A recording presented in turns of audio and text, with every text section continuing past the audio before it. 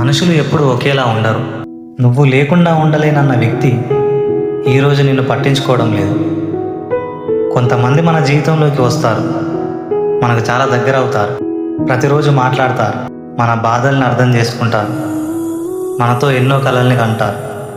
కానీ కాలం గడిచే కొద్దీ వాళ్ళు మారిపోతారు, మాటలు తగ్గిస్తారు, ప్రాధాన్యత తగ్గిపోతుంది. చివరికి మనమే ఒక పరాయి వాళ్ళం అయిపోతాం. అప్పుడు మన మనసులో ఒక ప్రశ్న మొదలవుతుంది: నా జీవితంలోకి ఎందుకు వచ్చారు, ఎందుకు వెళ్ళిపోతున్నారు, నేనేమైనా తప్పు చేశానా అని.